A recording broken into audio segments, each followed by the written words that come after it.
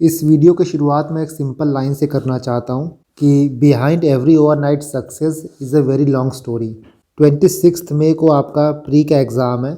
आपके पास अप्रॉक्सीमेटली 3 महीना है। 3 महीना भी क्या, आपके पास 85 दिन है। और ये 85 दिन डिसाइड करेगा कि आपका 26 मई को पेपर कैसा जाता है एंड आपका बाकी बचा हुआ आधा साल कैसे जाता है। देखो, आपने बहुत सी वीडियोस देखे होंगे। इवन एग्ज़ाम जैसे जैसे करीब आ रहा है आपको और भी वीडियोस देखने को मिलेंगे। मैराथन क्लासेस, स्प्रिंट क्लासेस, 12 घंटे में कोर्स ख़त्म हो जाएगा, 10 घंटे में ख़त्म हो जाएगा। शॉर्टकट से आज तक कोई भी गोल अचीव नहीं हुआ है। आपको 26 तारीख को प्री का पेपर क्लियर करना है, तो इन 85 दिनों में खुद को भूल जाना होगा। सब कुछ दिमाग से निकाल दो, सारी चीज़ें वाइप आउट कर दो। सिर्फ एक लेज़र फोकस टारगेट रखो कि बाय हुक और बाय क्रूक 26 तारीख को आपको प्री का पेपर क्लियर करना है। इन बचे हुए 80-85 दिनों को आपको कैसे यूटिलाइज करना है, क्या क्या स्टेप आपको लेने हैं सो दैट आप ये मेक श्योर कर पाओ कि आप 2024 का मीन्स दे रहे हो। इसकी बात करने से पहले कुछ इंपॉर्टेंट पॉइंट्स की बात कर लेते हैं कि इस बार का प्री निकालना आपके लिए बहुत ज़रूरी क्यों है। देखो, आप 2024 का अटेम्प्ट दोगे, मान लो 2024 के अटेम्प्ट में आपका प्री क्लियर नहीं होता है, तो ये चीज़ जो है ना आपके 2025 के अटेम्प्ट को भी कॉम्प्रोमाइज़ करेगा। यहाँ पे ना एक डोमिनो इफेक्ट आता है। 2024 में मान लो आपका प्री क्लियर नहीं होता, फिर क्या होता है कि एग्ज़ाम के 1-2 महीने बाद आप सिर्फ प्री के मोड में रहते हो कि आपका रिज़ल्ट ऐसा आया, यहाँ गलती हुई, वहाँ गलती हुई, और इस वजह से आप मेंस की तैयारी करते नहीं हो। पूरे साल आप सिर्फ प्री की तैयारी करोगे, नेक्स्ट ईयर जाके फिर से वही हालत होती है कि आपका ना पूरी तरह से प्री तैयार होता है और ना मेंस तैयार होता है। ये डोमिनो इफेक्ट चलता रहता है। इसको तोड़ने के लिए सबसे इम्पॉर्टेंट है कि आप 2024 का प्री क्लियर करो। मेंस को अभी छोड़ दो, मेंस की तैयारी आपकी कैसी है कैसी नहीं है उसको बिल्कुल साइड रखो। इस वक्त सिर्फ अपना फोकस ये करो कि आपको 2024 का मेंस लिखना है। नेक्स्ट थिंग इज़ की पेपर टफनेस। 2023 का पेपर बहुत टफ आया था। 2023 से पहले आप 2022 का पेपर देखोगे तो उस साल भी एस्पिरेंट्स को पेपर बहुत टफ लगा था। उसके पहले 2021 की बात करें तो 2021 का पेपर भी काफ़ी टफ आया था। तो ये सारी चीज़ें यही पॉइंट आउट करती हैं कि 2024 का पेपर भी टफ आएगा। चाहे आप जीएस की बात करो या फिर सीसेट की बात करो, आप कितनी भी तैयारी कर लो, हो सकता है कि एवरीथिंग माइट गो रॉन्ग, सब कुछ गलत चला जाए। इनफैक्ट 2023 में ये हुआ भी। पूरा का पूरा पेपर डिफरेंट पैटर्न से आ गया, ऑप्शन अलग तरीके से सेट किया गया था, डिफरेंट सब्जेक्ट का जो वेटेज था वो काफ़ी वेरी हो गया था। मॉडर्न हिस्ट्री जिस पे सबसे ज़्यादा फोकस रहता है, सिर्फ 3 क्वेश्चन आया। सीसेट का पेपर काफ़ी टफ आ गया था। तो ऐसी काफ़ी चीज़ें हो सकती हैं जो आपके फेवर में ना जाएं। बट जब भी ये कंडीशन होता है ना, तो आपको अपने बेसिक्स की तरफ जाना चाहिए, अपने फाउंडेशन की तरफ जाना चाहिए। पढ़ाई के साथ साथ आपको खुद को ऐसे भी ट्रेन करना है कि आप प्रेशर में क्रम्बल ना करो। जब भी कोई अनएक्सपेक्टेड सिचुएशन आपके सामने आए तो आप ब्लैंक मत हो जाओ। यही सब करके, यही सब पढ़ के पहले भी काफ़ी लोगों ने प्री क्लियर किया है, तो आपका भी क्लियर होगा। पेपर चाहे कितना भी टफ आ जाए, 12-15 हज़ार लोग प्री निकालेंगे ना, तो आप भी निकालोगे। आप में से कई बार ये लोग पूछते हैं कि सब लोग सेम चीज़ पढ़ रहा है, सब लोग ये वीडियोस देख रहा है, सब लोग सेम कोचिंग कर रहा है, सेम नोट्स पढ़ रहा है, तो डिफरेंस कहाँ पे आएगा? डिफरेंस देखो माइंडसेट का आता है। आइडियाज़ की कोई वैल्यू नहीं होती है, वैल्यू जो होती है वो एग्जीक्यूशन का होता है। आप जो सुन रहे हो, जो देख रहे हो, जो आपको बताया जा रहा है, उसको एग्जीक्यूट कैसे करते हो, सारा डिफरेंस यही लाता है। और आपको मेक श्योर करना है, एक सिंगल एम होना चाहिए कि आपको 2024 का मेंस लिखना है। शायद आपको ना पता हो, बट जो लोग भी यूपीएससी का पेपर देते हैं, यूपीएससी प्री देते हैं, जिनका 6 अटेम्प्ट हो जाता है, उनमें से 95% लोग ऐसे हैं जो कभी भी मेंस नहीं लिखे होते हैं, जिनको कभी भी मेंस लिखने की अपॉर्चुनिटी नहीं मिलती है। इसका मतलब ये पेपर सिर्फ नॉलेज का टेस्ट नहीं है, आपके टेम्परामेंट का टेस्ट है, और आप अपने नॉलेज को कैसे पेपर में अप्लाई करते हो इसका टेस्ट है। इन 3 महीनों में आई नो कि आप जम के मेहनत करोगे, कमर तोड़ मेहनत करोगे। अपने आप को रेजिलिएंट रखो, एडाप्टिव रखो और कंसिस्टेंट रखो। बहुत सा दिन ऐसा आएगा जब आपको लगेगा कि आप सीधे टॉपर ही बन जाओगे, आपका रैंक 1 आएगी, आपको सब कुछ आता है। और बहुत सा दिन ऐसा भी आएगा जब आपको लगेगा कि आपका एग्ज़ाम क्लियर बिल्कुल नहीं होगा, आपको कुछ नहीं आता है, जो एग्ज़ाम में पूछा जा रहा है आप पढ़ ही नहीं रहे हो। तो गुड डे भी आएगा, बैड डे भी आएगा। आपको रेजिलिएंट रहना है, बैलेंस्ड अप्रोच अपनानी है, बाउंस बैक करना है, सबसे इम्पॉर्टेंट यही है। इसके साथ आपको एडाप्टिव रहना है। कोई कुछ भी कह दे कि ये ट्रिक सही है, वो ट्रिक सही है, ये आप लगा लो एग्ज़ाम में, वो आप एग्ज़ाम में लगा लो, जब तक वो चीज़ आपको सूट नहीं करता आप उसको एग्ज़ाम में अप्लाई कर ही नहीं पाओगे। फॉर एग्ज़ाम्पल, आपने सबसे सुना होगा कि न्यूज़पेपर पढ़ना बहुत इंपॉर्टेंट है, बट मान लो आप न्यूज़पेपर नहीं पढ़ पा रहे हो, न्यूज़पेपर के नोट्स नहीं बना रहे हो, तो इसका मतलब ये बिल्कुल नहीं है कि न्यूज़पेपर आपने नहीं पढ़ा है तो आपका सिलेक्शन नहीं होगा। उसके 1000 ऑल्टरनेटिव्स हैं, आपके लिए जो काम करता है आप उसको अप्लाई करो। 1000 लोग सेलेक्ट होते हैं तो 1000 तरीका है इस एग्ज़ाम को क्लियर करने का। And the last thing is consistency. Consistency बहुत इंपॉर्टेंट है। अब मोटिवेशन ये सारी चीज़ें देखो ओवररेटेड हैं।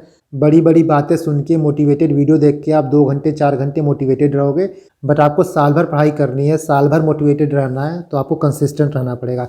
हर दिन आपको पढ़ाई करनी है। इन 3 महीनों में कोई भी एक दिन ऐसा नहीं जाना चाहिए जिस दिन आपको इस बात का रिग्रेट हो कि यार आज तो मैंने कुछ नहीं किया।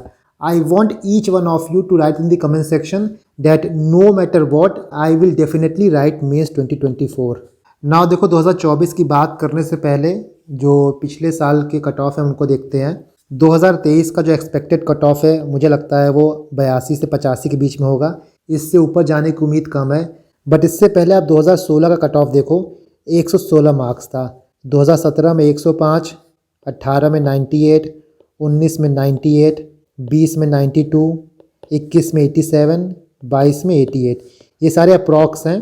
तो यहाँ देखो 2016 के बाद कट ऑफ जो है वो गिरता ही जा रहा है। 2016 में 116 कट ऑफ क्यों था? क्योंकि यहाँ पे जो करंट अफेयर के क्वेश्चन थे ना वो विजन से एकदम डायरेक्टली पूछ लिया गया था। एकदम डायरेक्ट स्टेटमेंट आपको पेपर में मिल जाता और यही रीज़न था कि कट ऑफ इतना ज़्यादा हाई चला गया था। बट उसके बाद कट ऑफ ड्रास्टिकली डिक्रीज़ ही हुआ है। तो यहाँ पे आप एक चीज़ ये भी देखो कि पेपर में डायरेक्ट करंट अफेयर्स नहीं आ रहा है, उसकी वजह से कट ऑफ धीरे धीरे कम होती जा रही है। और 2020 के आसपास सीसेट का भी काफ़ी बड़ा रोल आ गया है। सीसेट का पेपर भी पहले की तरह इजी नहीं रहा। अब सीसेट भी प्रॉपर प्रिपरेशन मांगता है। तो कोई भी स्ट्रेटजी बनाने से पहले, कोई भी प्लान बनाने से पहले आपको ये देखना होगा कि आप किस चीज़ से डील कर रहे हो। पिछले 6 सालों को देखें तो 100 मार्क्स के अंदर ही आपको कट ऑफ रहा है। पहले क्या होता था, लोग 99, 98 क्वेश्चन सॉल्व करके आते थे, बट अभी आप इतना क्वेश्चन सॉल्व नहीं कर पाओगे। स्टिल एक मिनिमम थ्रेशोल्ड होना चाहिए कि 75 to 80 आप अटेम्प्ट करो। कितना अटेम्प्ट करना है, कितना अटेम्प्ट नहीं करना है, ये सब तो बात की बात है, पेपर में बैठ के समझ में आता है। बट ये कट ऑफ ये शो करता है कि आपको 100 में से 100 क्वेश्चन सॉल्व करने की ज़रूरत नहीं है। कुछ इंपॉर्टेंट एरियाज़ हैं, कुछ इंपॉर्टेंट थीम्स हैं, कुछ इंपॉर्टेंट पेपर्स हैं जिनको आप मास्टर करोगे, जिनको आप फोकस करोगे तो पेपर चाहे कितना भी टफ आ जाए आप कट ऑफ क्लियर कर लोगे। जो आपकी तैयारी है उसको 2 पार्ट में डिवाइड किया जा सकता है, 2 फेज़ में डिवाइड किया जा सकता है। पहला फेज़ तो ये 3 महीना है, ये 85 दिन है जो आपके प्रिपरेशन का फेज़ है। और जो दूसरा फेज़ होता है, दूसरा पार्ट होता है, वो एग्ज़ाम के डे का होता है। अगर 50% वेटेज पहले फेज़ का है तो 50% वेटेज सेकंड फेज़ का भी है। आप डी डे के दिन क्या करते हो, एग्ज़ाम के दिन क्या करते हो, उस दिन क्या करते हो, पेपर को कैसे टैकल करते हो, one of the most deciding factor बन जाता है। पेपर के दिन आपके ऊपर प्रेशर रहता है, अननोन क्वेश्चन आ जाते हैं तो कैसे टैकल करना है। आप एक एक्सपेक्टेड लाइन पे जाते हो कि पेपर ऐसा आएगा, बट पेपर बिल्कुल अनएक्सपेक्टेड आ जाता है। आपके दिमाग में रहता है कि ये ट्रेंड फॉलो होता है, इस टॉपिक से इतना क्वेश्चन आता है, बट मान लो पेपर वैसा नहीं आएगा, तब आपका क्या अप्रोच होता है, सबसे ज़्यादा यही मैटर करता है। और इसीलिए मैंने बोला है आपको अडाप्टिव होना पड़ेगा। मान लो फॉर एग्जांपल आपको पेपर मिला, आपको क्वेश्चन 1 नहीं आया आप उसको छोड़ो, 2 नहीं आया आप उसको छोड़ो, 3 नहीं आया आप उसको छोड़ो। पहले पेज में कुछ नहीं आ रहा आप लास्ट पेज से स्टार्ट करो, लास्ट में कुछ नहीं आ रहा मिडल से स्टार्ट करो, मिडल से भी नहीं आ रहा है तो आपका जो फेवरेट एरिया है, फॉर एग्जांपल आपका पॉलिटी स्ट्रॉन्ग एरिया है, आपका इकोनॉमिक स्ट्रॉन्ग एरिया है, तो वो सेक्शन उठाओ। एग्जाम में प्रेशर बिल्डअप आपको नहीं होने देना है। अगर कोई क्वेश्चन आपके लिए टफ है, पेपर आपके लिए टफ है, तो ये मान लो कि वो सबके लिए टफ है। और अगर आपने इन 3 महीनों को अच्छे से यूटिलाइज किया है तो आप ऑलरेडी 50% जनता से आगे हो। That is why the first thing is कि अपने दिमाग में कोई प्री कंसीव्ड नोशन लेके नहीं जाना है कि पेपर ऐसा आएगा, पैटर्न ऐसा आएगा। And the second thing is जो इन 3 महीनों आपने पढ़ा है, जो नॉलेज गेन की है, कोशिश करना है कि वो आप अप्लाई कर पाओ। और वो आप अप्लाई तभी कर पाओगे जब आपका माइंड काम रहेगा। पेपर कैसे टैकल करना है, पेपर के दिन क्या करना है, इसकी बात हम एक सेपरेट वीडियो में करेंगे, लास्ट में करेंगे। अभी हमारे हाथ में ये है कि इन 3 महीनों में हमको क्या करना है। तो काफ़ी लोग ये बोल रहे हैं, काफ़ी लोग ये पूछते हैं कि क्या ये 3 महीना सफिशेंट है। एक प्रैक्टिकल बात हम लोग करते हैं, प्रैक्टिकल सिनेरियो देखते हैं। आपके पास 85 दिन है और अप्रॉक्सीमेटली आपको 10 सब्जेक्ट पढ़ना है including CSAT. That means कि एक सब्जेक्ट के लिए आपके पास 8 से 9 दिन है सिर्फ। इस हिसाब से देखें तो 85 डेज सफिशेंट नहीं है प्री क्लियर करने के लिए, क्योंकि लक्ष्मीकांत ही पढ़ने में 15-20 दिन लग जाता है। बट ये एक आइडियल सिनेरियो नहीं है। ना ही आपको पेज बाय पेज पढ़ना है, ना ही आपको टॉपिक बाय टॉपिक पढ़ना है, और ना ही आप आज से तैयारी स्टार्ट कर रहे हो। ये हाईली पॉसिबल है कि आप आज से शायद प्री फोकस पढ़ाई स्टार्ट कर रहे हो, बट ऐसा नहीं है कि आप आज उठे सो के और आपने सोचा कि मुझे यूपीएससी 2024 देना है और इन 80 दिनों में मैं प्री क्लियर करूँगा। आई एज्यूम कि आप यूपीएससी की तैयारी एटलीस्ट 6-7 महीना पहले से कर रहे हो और काफ़ी कुछ चीज़ें हैं जो आप ऑलरेडी पढ़ चुके होंगे या फिर उसके बारे में आपको जानकारी होगी। तो ज़ीरो से आप नहीं स्टार्ट कर रहे हो। दैट इज़ वाई ये क्वेश्चन पूछना या सोचना छोड़ दो कि इज़ इट सफिशिएंट। बहुत सफिशिएंट है, आप आराम से प्री क्लियर कर सकते हो। नाउ इस वीडियो में हम कुछ इंपॉर्टेंट टॉपिक्स की बात करेंगे जो आपके डाउट्स हैं मेनली इन 3 महीनों को लेके, हम उनको देखेंगे। सबसे पहले कुछ रिसोर्सेज की बात करेंगे, आपका टाइमलाइन क्या होना चाहिए हम उसको देखेंगे, रिवीजन कैसे करना है सबसे इम्पॉर्टेंट यही है। इसके बाद टेस्ट सीरीज़ की बात करेंगे, हम पीवाईक्यू एनालिसिस की बात करेंगे, कैसे किया जाए, कितने ईयर्स का किया जाए, किन किन एग्ज़ाम्स का किया जाए। टेस्ट सीरीज़ की मैं एक सेपरेट वीडियो लाऊंगा, बट इस वीडियो में मैं कुछ इंपॉर्टेंट टॉपिक्स की बात कर लूँगा। लाइक काफ़ी टॉपर्स बोलते हैं, आपने काफ़ी सुना होगा कि 100 टेस्ट देना है, 200 टेस्ट देना है, तो उसमें कितनी सच्चाई है और इसका क्या करना है। एक जो फोमो होता है ना, उसको कैसे डील करना है। रिवीजन में भी कैसे रिवीजन करना है, कितने रिविजन्स करने हैं। सीसेट के बारे में हम देखेंगे, करंट अफेयर्स को हम देखेंगे, करंट अफेयर्स का क्या करना है, एंड लास्टली मेंटल वेलबींग्स। सबसे इंपॉर्टेंट आपका मेंटल हेल्थ ही है। आपका मेंटल हेल्थ अच्छा रहेगा तभी आप ऊपर की सारी चीज़ें कर पाओगे। देखो सीसेट को लेके एंड टेस्ट सीरीज़ को लेके मैं एक सेपरेट वीडियो लाऊंगा, क्योंकि बहुत इंपॉर्टेंट पार्ट है इस जर्नी का ये। खासकर सीसेट तो मेक और ब्रेक का काम करता है, तो इसको हमको काफ़ी होलिस्टिकली और अलग से डील करना होगा। सबसे पहले हम रिसोर्सेज की बात करें। रिसोर्सेज सबको पता है क्या पढ़ना है क्या छोड़ना है, उसको मैं फिर से रिपीट नहीं करूँगा। ऑलरेडी मैंने अपने काफ़ी वीडियोज़ में रिसोर्सेज की बात की है। तो जो स्टैंडर्ड बुक्स हैं, स्टैंडर्ड रिसोर्सेज, उसको आपको पढ़ना ही है। स्टैंडर्ड रिसोर्सेज में एक इंपॉर्टेंट रिसोर्स है आपका एनसीईआरटी।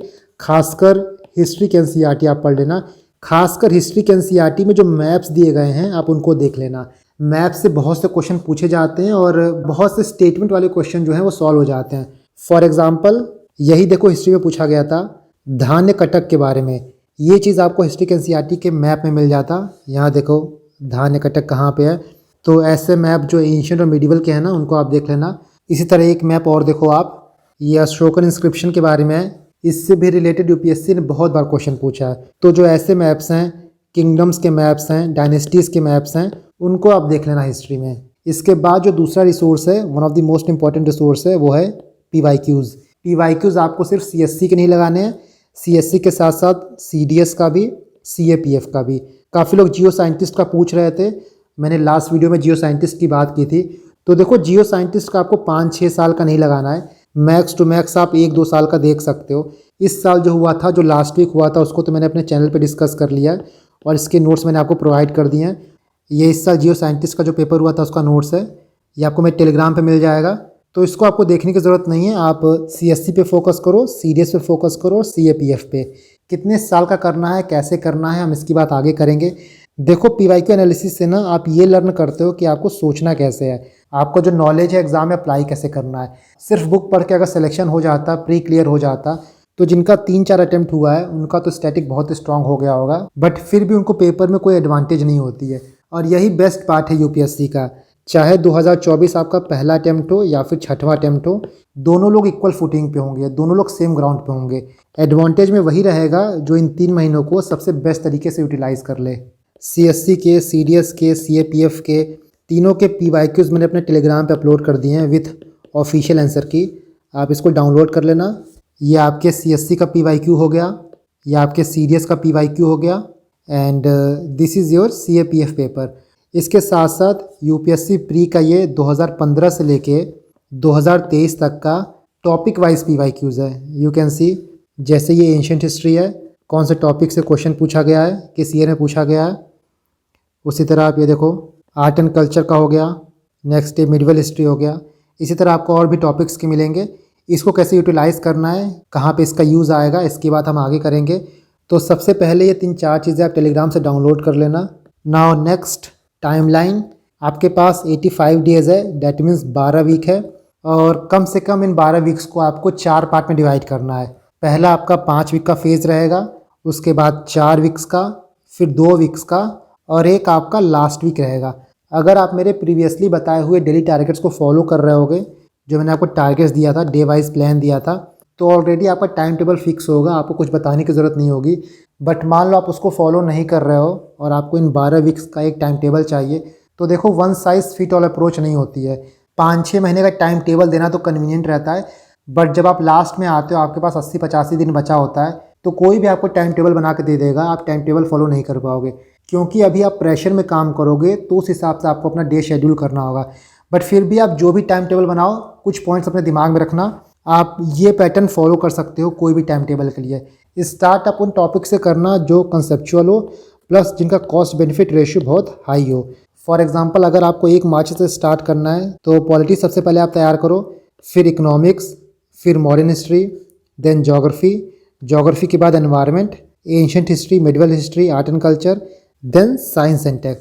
करंट अफेयर आपका डेली चलता रहेगा और जो सी सेट है वो ऑल्टरनेटिव चलता रहेगा। एटलीस्ट मार्च में आपका ऑल्टरनेटिव डे रहेगा, अप्रैल में आप उसको डेली कर सकते हो, डिपेंडिंग अपॉन कि आपका आरसी और मैथ पे कितना कमांड है।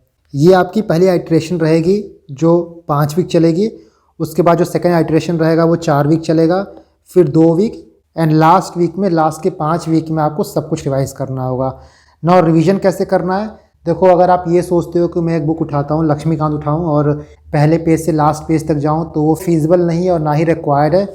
आप रिवीजन थ्रू मॉक कर सकते हो, थ्रू थीम्स कर सकते हो, थ्रू PYQs कर सकते हो।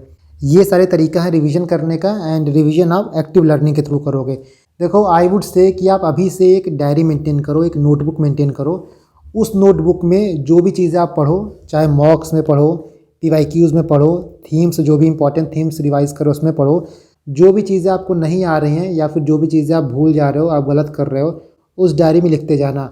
आई बेट कि इसी नोटबुक से, इसी डायरी से आपका कम से कम 15 से 20 मार्क्स बढ़ेगा।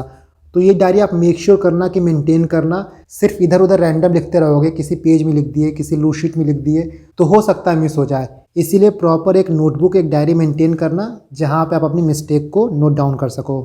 नाउ कैसे रिवीजन को स्टार्ट करना है। देखो मान लो आप लक्ष्मीकांत उठा रहे हो पढ़ने के लिए, आपको पॉलिटी पढ़ना है या फिर हिस्ट्री पढ़ना है, कोई भी आपने सब्जेक्ट डिसाइड कर लिया कि मुझे इसको पढ़ना है, इसको रिवाइज करना है, तो सबसे पहले आप क्या करोगे, उससे रिलेटेड जो भी यूपीएससी में PYQs पूछे गए हैं आप उनको देखोगे। उनको कहाँ से देखोगे, आप इस PDF से देख सकते हो। टॉपिक वाइज PDF है, सब्जेक्ट वाइज PDF है, तो आप आराम से यहाँ से ग्लांस थ्रू कर सकते हो।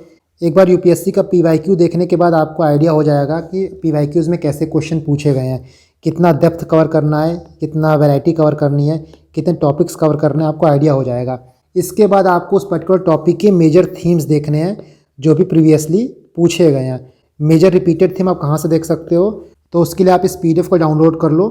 ये 2013 से लेकर 2022 तक के यूपीएससी में जो भी क्वेश्चंस आए हैं, जो भी थीम्स आए हैं, उनको यहाँ पे आइडेंटिफाई किया गया है। फॉर एग्जांपल ये साइंस एंड टेक है, तो जो मेजर थीम है वो है बायोटेक। बायोटेक में कौन कौन से क्वेश्चंस पूछे गए आप यहाँ देख सकते हो, किस टाइप के क्वेश्चन पूछे गए आप यहाँ पे देख सकते हो। तो आपका ये साइंस एंड टेक हो गया। फॉर एग्जांपल 2015 में, 2020 में कार्बन नैनो ट्यूब से पूछा गया, इस बार कार्बन फाइबर से पूछा गया। उसी तरह मिसाइल टेक में इस बार बैलिस्टिक मिसाइल, क्रूज मिसाइल पूछ लिया गया। तो जो इंपॉर्टेंट टॉपिक्स हैं, बायोटेक हो गया, हेल्थ एंड डिजीज़ हो गया, वैक्सीन टाइप हो गया, इमर्जिंग टेक हो गया, स्पेस टेक, डिफेंस हो गया, नैनो टेक हो गया, ये तो मेजर थीम हो गए। इसके अंदर कौन कौन से टॉपिक्स आते हैं आप यहाँ पे देख सकते हो। ये साइंस एंड टेक का हो गया। इसके बाद ये है मॉडर्न हिस्ट्री। मॉडर्न हिस्ट्री में भी आप देखोगे तो पर्सनैलिटीज से क्वेश्चन पूछा जाता है। इसके बाद जो भी गवर्नमेंट ऑफ इंडिया के वेरियस एक्ट हैं उनसे क्वेश्चन आता है। इस बार गवर्नर जनरल पे क्वेश्चन आया था। Next social religious reform and economic development. ये कुछ मेजर एरियाज़ हैं जो कि मॉडर्न हिस्ट्री में पूछे जाते हैं, और यही सब चीज़ें आपको PYQs एनालिसिस के थ्रू आइडेंटिफाई करनी है। इसके बाद एंशिएंट हिस्ट्री, मिडिवल हिस्ट्री में आपसे टर्म्स पूछे जाते हैं, आपसे साइट्स के बारे में पूछा जाएगा, आपसे टाइमलाइन पूछा जाएगा, डायनेस्टीज़ का टाइमलाइन, किंग्स का टाइमलाइन। ये आपका एंशिएंट हिस्ट्री हो गया, and this one is your medieval history. ये एनवायरनमेंट का रहा। एनवायरनमेंट में एनवायरमेंटल टर्म्स के बारे में पूछा जाता है। Sustainable development initiative, green initiative. 2019 में हाइड्रोजन एनरिच CNG के बारे में पूछा गया। इस बार आपसे ग्रीन हाइड्रोजन के बारे में पूछा गया, फ्यूल सेल के बारे में पूछा गया। पॉल्यूशन से क्वेश्चन आता है, जो गैसेज होते हैं हार्मफुल गैसेज, उनसे क्वेश्चन आता है। इनिशिएटिव से क्वेश्चन पूछता है, एक्ट से क्वेश्चन पूछता है। जैसे इस बार बायोडाइवर्सिटी मैनेजमेंट कमेटी से क्वेश्चन पूछा, कमिटी रिजर्व से क्वेश्चन पूछा। तो ये सारे थीम्स जो है ना आपको प्रीवियसली देखने को मिलेंगे। इसके बाद कुछ इंपॉर्टेंट स्पीसीज़ जिसको यूपीएससी ने कई बार पूछा है, और आजकल यूपीएससी स्पीसीज़ के साथ साथ स्पीसीज़ के जो नेचर है उनको पूछ रहा है। जैसे इस बार वेगल डांस पूछ लिया, और टैंक्स के बारे में पूछ लिया, स्क्वायरल के बारे में पूछ लिया, पूछा था कौन से स्पीसीज़ नॉकटर्नल हैं।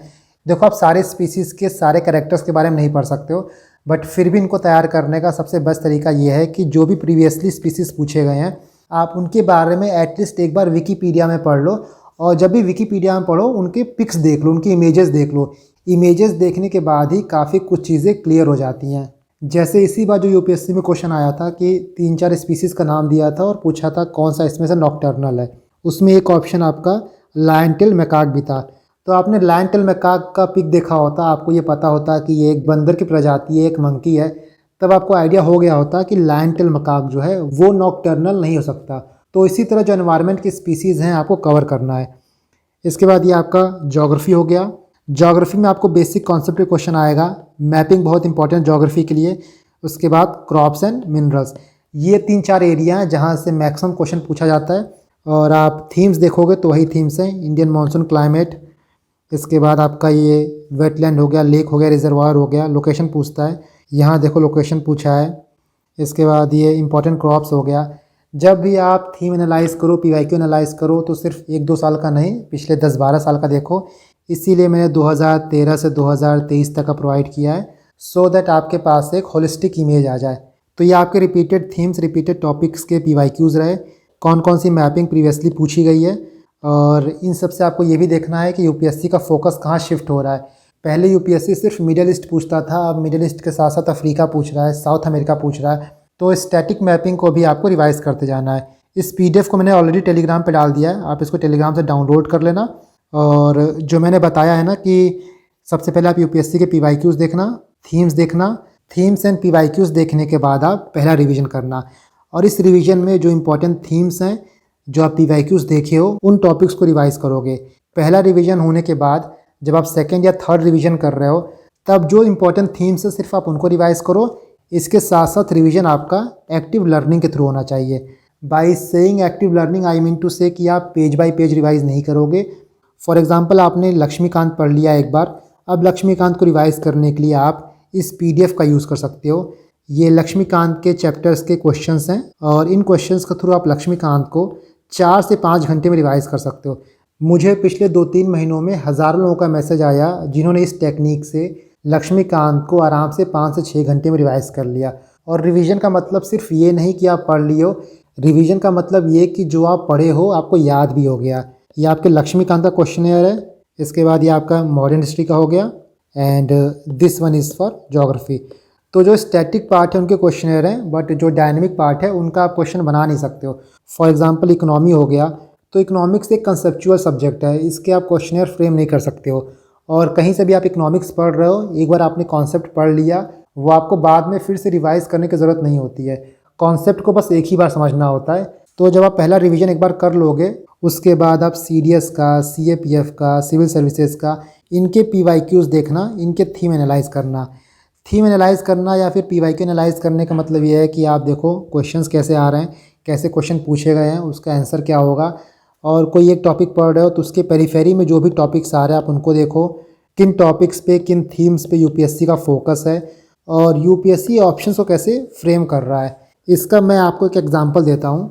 2023 में स्टेटमेंट वाले, असर्शन रीज़न वाले 18 क्वेश्चन आए थे, और इन क्वेश्चंस के ऑप्शन कैसे कैसे होते हैं, एक एग्जांपल हम देखते हैं। पहला ये बोलेगा कि स्टेटमेंट 1 स्टेटमेंट 2 दोनों सही है, और स्टेटमेंट 2 जो है वो स्टेटमेंट 1 को एक्सप्लेन कर रहा है। दूसरे में बोलेगा कि स्टेटमेंट 1 स्टेटमेंट 2 दोनों सही है, बट स्टेटमेंट 2 जो है वो 1 को एक्सप्लेन नहीं कर रहा है। सी बोलेगा स्टेटमेंट 1 सही है, स्टेटमेंट 2 गलत है, और डी बोलेगा स्टेटमेंट 1 गलत है और स्टेटमेंट 2 सही है। मान लो सी और डी में तो ज़्यादा कन्फ्यूजन नहीं होती है, एक भी आपको पता है कि सही या गलत है, तो आप इसको टिक कर लोगे। कन्फ्यूजन तब होता है जब आप ए और बी में कन्फ्यूज़ होते हो कि स्टेटमेंट 2 1 को एक्सप्लेन कर रहा है या नहीं कर रहा है। मैंने जितना भी पीवाईक्यू एनालाइज किया है उसके बेसिस पे मैं इस कंक्लूजन पे पहुंचा हूँ कि मान लो आप ए और बी में कंफ्यूज हो रहे हो, तब मोस्ट ऑफ द टाइम ए जो है वो सही होता है, स्टेटमेंट 2 जो है वो स्टेटमेंट 1 को एक्सप्लेन करता है, अनलेस एंड अनटिल स्टेटमेंट 2 जो है वो बहुत ही एब्जर्ड ना दिया हो। तो ऐसे कुछ पैटर्न आप पीवाईक्यूज से फाइंड आउट कर सकते हो अपने लास्ट रिजॉर्ट के लिए। 2 ऑप्शन में फंस जाओ, कोई एक ऑप्शन टिक करना है, तब किस पे बेट लेना है आप ये पीवाईक्यू से सीख सकते हो। डेट इज़ वाई एनालिसिस का मतलब सिर्फ ये नहीं होता कि आप थीम एनालाइज करो, आप टॉपिक एनालाइज करो। आप इवन ये भी एनालाइज करो कि एग्जामिनर कैसे ऑप्शन सेट कर रहा है, कैसे ट्रैप सेट कर रहा है। मैं PYQs को भी एनालाइज कराऊंगा, अभी हमारे पास काफ़ी दिन बचा हुआ है, लेकिन आई वांट कि आप खुद से PYQ एनालाइज करो, क्योंकि आप खुद से करोगे तो बहुत कुछ सीखोगे। अगर मैं आपको बताता हूँ या कोई XYZ आपको बताता है कि आप PYQ ऐसे एनालाइज करो, इस क्वेश्चन में ये देखो, उस क्वेश्चन में ये देखो, तो आपकी जो एक क्रिटिकल थिंकिंग होती है, जो पेपर को देखने का तरीका होता है, पेपर को अप्रोच करने का तरीका होता है, बहुत मायूपिक हो जाएगा। That is why I would say कि आप एनालिसिस करना खुद से स्टार्ट करो। नाउ टेस्ट सीरीज़ देखो, पहला फोकस आपका होना चाहिए कि आप PYQ एनालाइज करो, उसके बाद आप टेस्ट सीरीज़ पे जाओ। काफ़ी लोग के मन में ये डाउट होता है, एक फोमो होता है कि बहुत से टॉपर्स ये बोलते हैं उन्होंने 100 टेस्ट सीरीज़ लगाया, 200 टेस्ट सीरीज़ लगाया, तो आप नहीं लगा रहे हो तो आप कुछ मिस आउट कर रहे हो। देखो, टेस्ट सीरीज़ 100-200 तो आप लगा भी नहीं पाओगे, अभी इतना आपके पास टाइम नहीं है। और 100-200 टेस्ट सीरीज़ वो लगाते हैं जो जून जुलाई से स्टार्ट करते हैं। 9-10 महीने के अंतराल में आप 100-200 टेस्ट सीरीज़ लगा पाओगे। 3 महीने में आप ये सोचो कि आप 100 टेस्ट सीरीज़ लगाओ, तो आप किसी भी टेस्ट के साथ जस्टिस नहीं कर पाओगे। टेस्ट सीरीज़ आप लगाते इसलिए हो ताकि आप अपने प्रिपरेशन का लेवल चेक कर पाओ। ना टेस्ट सीरीज़ आपको सेक्शनल लगाना है, फुल लेंथ लगाना है, इसको हम एक सेपरेट वीडियो में देखेंगे। But for the time being जब भी आप टेस्ट सीरीज़ लगाओ तो टेस्ट सीरीज़ सिर्फ लगाना नहीं है, उसको एनालाइज करना है। और आप कुछ ऐसा एनालिसिस चार्ट यूज़ कर सकते हो कि पहले राउंड में मेरा कितना करेक्ट हुआ, कितना इनकरेक्ट हुआ, दूसरे में कितना करेक्ट हुआ, इनकरेक्ट हुआ, तीसरे में कितना करेक्ट हुआ, इनकरेक्ट हुआ। इसके बाद जो आप लॉजिकल गेस ले रहे हो, एलिमिनेशन लगा रहे हो, उसमें आपका कितना सही हो रहा है, कितना गलत हो रहा है। जो भी क्वेश्चन आपके करेक्ट हुए हैं उसमें से कितने में आप श्योर थे, कितने में तुक्का लगाए थे, जो इनकरेक्ट थे उसमें कितने में आपका सिली मिस्टेक हुआ है, कौन सा क्वेश्चन आपका लैक ऑफ रिवीजन की वजह से गलत हुआ है, कौन सा क्वेश्चन आपके नॉलेज डेफिसिट की वजह से गलत हुआ है। ये सारे पैरामीटर्स आपको पता होने चाहिए। जब आपको ये पता रहेगा कि आप गलतियाँ कहाँ कर रहे हो, तभी आप उसको रेक्टिफाई कर पाओगे। टेस्ट सीरीज़ लगा के फेक देने से कोई फ़ायदा नहीं होगा। ये एनालिसिस PDF भी टेलीग्राम पे पड़ा हुआ है, आप इसको डाउनलोड करके प्रिंट आउट कर लेना। यहाँ पे आप टेस्ट डेट लिखना, यहाँ पे टेस्ट नेम लिखना, बाकी यहाँ पे जो आपका मार्क्स आया है। नाउ सी सेट का पेपर भी GS की तरह इंपॉर्टेंट है, और सी सेट में रिसोर्सेज बहुत हैं, बट आई वुड से कि सबसे इंपॉर्टेंट रिसोर्स आपका PYQ है, चाहे RC हो या फिर मैथ एंड रीजनिंग हो। जब भी आप PYQ से RC सॉल्व करो तो एक पैटर्न में सॉल्व करो। सबसे पहले आप क्वेश्चन पढ़ो, क्वेश्चन पढ़ने के बाद उसका आप एक आंसर लगाओ, आंसर लगाने के बाद आप जाके UPSC का आंसर देखो कि UPSC ने क्या दिया है। मान लो वो क्वेश्चन आपका गलत हो रहा है, तब आप ये सोचो कि UPSC ने उसको किस माइंडसेट से लगाया है, UPSC का क्या माइंडसेट था जो उसने इस ऑप्शन को चूज़ किया है।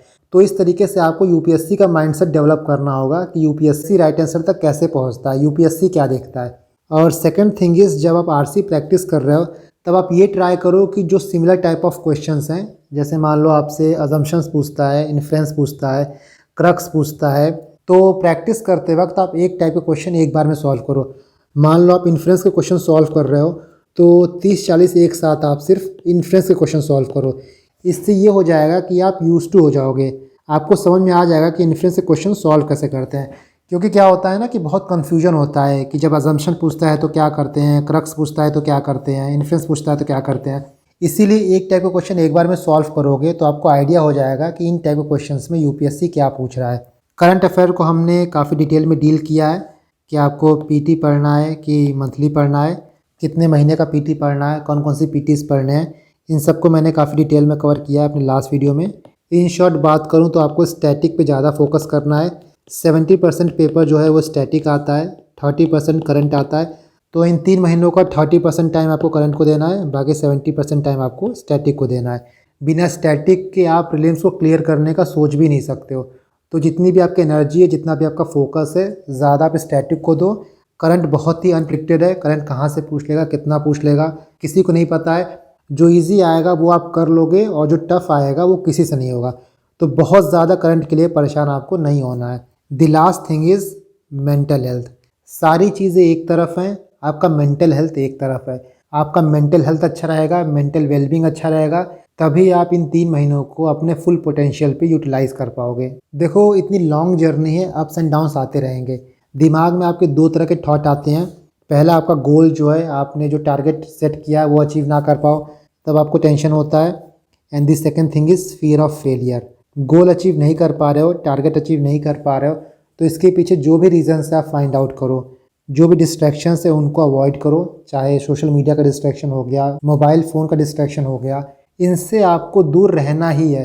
फोमो होता है आपको कि मैं ये नहीं कर रहा हूँ, मैं वो नहीं कर रहा हूँ, सब लोग 10 करंट अफेयर की मैगज़ीन यूज़ कर रहे हैं, मैं सिर्फ एक यूज़ कर रहा हूँ।